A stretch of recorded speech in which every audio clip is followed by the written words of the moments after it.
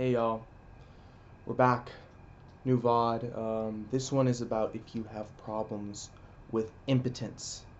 But before we get into that, I'm gonna light a cigarette for y'all.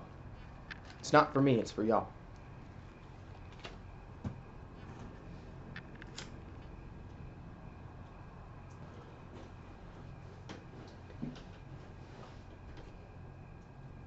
Okay, so here's the deal, y'all.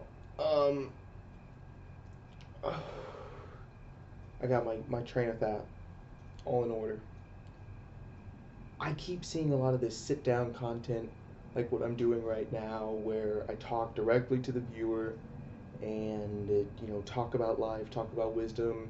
It's like it's not edited. It's not. It's really kind of.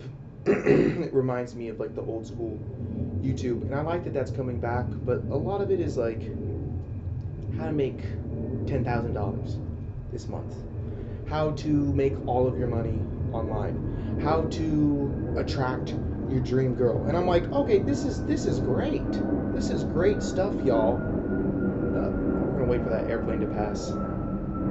Sorry, viewer retention just went down.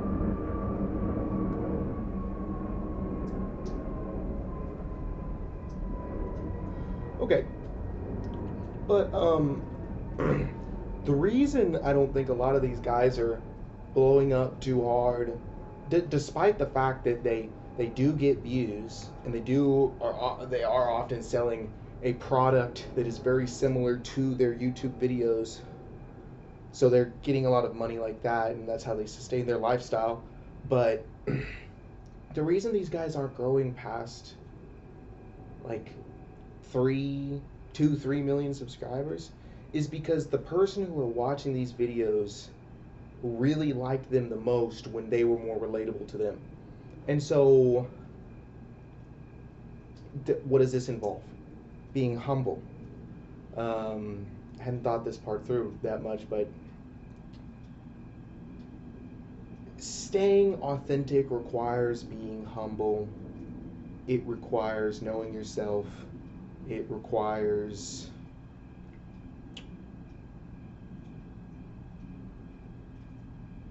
I don't fucking know, man. I'm a little out of it, but I'm not gonna press the record button again. It's like, this is the take. This is what we do. This is how we live. We film it, we save it, we upload it. Okay? And you might be getting some more high quality content in the future, but it certainly ain't gonna consist of me just yapping. But I was gonna get back to the broader point. It's like all these people worried about money and status, and it's so generic to make these points, but all these people worried about money and status, and they don't understand that, like, keeping the money and the status is just tied to the responsibility. And so if you have a high level of responsibility and you do your job well, you will just get the clout naturally. Like, it's not something you're going to have to stress about. So the people who are the most stressed about, like, oh my god, I'm not going to be successful, and I'm not going to have a house, and I'm not going to have the white picket fence and the Bugatti and the whatever, they want to have their cake and eat it too. It is such bullshit. I mean, that's where I am right now. I haven't tried for a long time. I've had multiple passions and just quit them because they either got too hard or money or just like some bullshit, like an excuse essentially. And I'm personally sick of doing that. I've decided to voluntarily take on more responsibility. And every time I do that, and I set a barrier that I can like pass and feel good about, and it's not going to be like the end of the world. And we're talking about positive negative reinforcement at this point.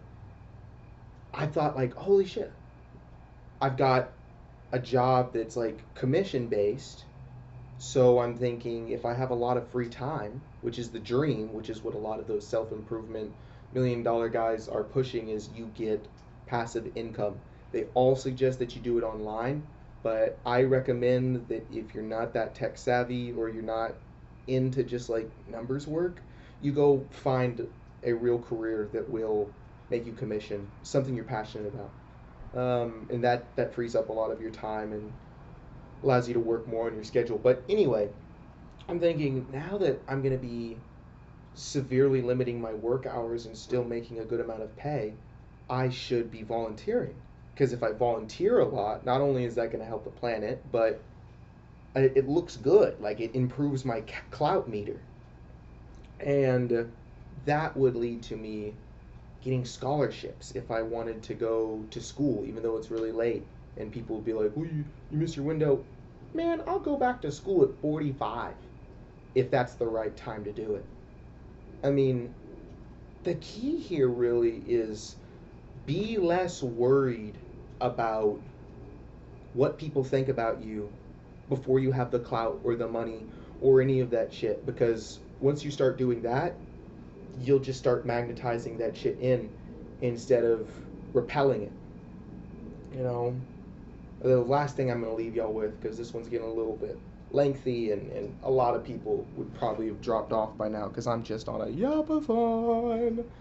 But I feel like a lot of these good things you want in life are similar to a cat or like a feral cat, where if you're chasing it and you're just like and you're just like trying to pounce that shit and you're putting off that like killer energy, well of course it's gonna run. Very very few specific things in life need that hunter type energy. And hunter is a weird phrase because the best hunters are silent. They do have calm energy. But just that attack, aggressive energy, you don't want that. You want to calm yourself down, almost pretend like you don't even want the cat to come over to you. And then it does. And then you don't even move. You're just stationed where your hand is maybe on your knee or something so that when the cat brushes you, it's getting petted by your hand because you wanted to pet it with your hand. You'd love to just be like, come here kitty, and you like walk up to the kitty and like the kitty sits perfectly still and is like meow meow meow meow meow meow, so excited to see you first day in its life, and you just go straight in with two hands and like snoodle his noodle just like over his head and like give him the long pet, and he's like, oh I love you so much. But that's not how cats work, and that's not how these things in life work either. So if you really want the cat to be your best friend, if you really want to pet the cat, if you want the cat to be part of your life, incorporate this chill attitude and this attitude of like, well, man, I really want this, and if I put my mind to it, like I basically know it's guaranteed to happen anyway. But if like the stars, people say like if the stars align, it'll happen. Your mindset needs to be if the stars aligned, it won't happen. And then when that happens, you're cool with it. Because that's life. And you just keep on living. And there's like a new thing right around the corner. You're just not looking for it. So that's pretty much it. My cigarette went out.